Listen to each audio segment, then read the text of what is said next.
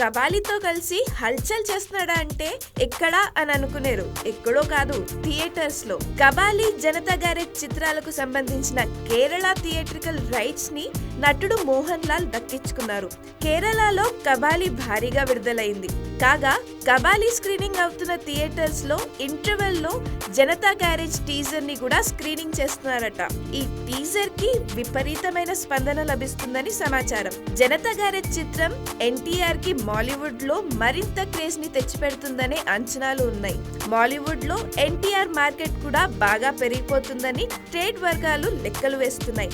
అందుకే ఎన్టీఆర్ పాత చిత్రాలను మలయాళంలో డబ్ చేసి విడుదల చేయడానికి నిర్మాతలు ఆసక్తి చూపిస్తున్నారు. ఎన్టీఆర్ కూడా మాలీవుడ్ లో మార్కెట్ ఇంకా పెంచుకోవాలనే టార్గెట్ తో కేరళలో జనతా గ్యారేజ్ ప్రమోషన్ కార్యక్రమాల్లో పాలు పంచుకోవాలని ఫిక్స్ అయ్యాడట.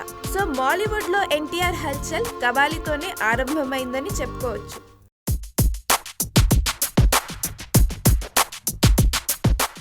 బాలీవుడ్ లో ఖాన్ త్రయం గత 25 ఏళ్లుగా రాజ్యం చేసేస్తున్నారు. టాప్ హీరోలంటే ముందు వీళ్ళ పేర్లే గుర్తొస్తాయి. పోటీ అయినా వీరి మధ్య నడుస్తూ ఉంటుంది. వీరు లేకుండా రేస్ లోకి వచ్చిన ధూమ్ వంటి క్రేజీ మూవీస్ కూడా తిరిగి ఈ ఖాన్లనే విలన్ గా పెట్టుకొని సినిమాలు తీసుకోవాల్సిన పరిస్థితి వచ్చింది. మరి ఇలాంటి టాప్ స్టార్స్ తో నటించేందుకు హీరోయిన్స్ ఆరాటపడ్డంలో ఏ మాత్రం ఆశ్చర్యం ఉండదు. ఇప్పటి వరకు షారుఖ్ ఖాన్, సల్మాన్ ఖాన్, అమీర్ ఖాన్ ఈ ముగ్గురుతోనూ నటించిన హీరోయిన్స్ సంఖ్య 12. అవును, డజన్ మంది హీరోయిన్లు వీరి ముగ్గురుతోనూ కలిసి నటించారు.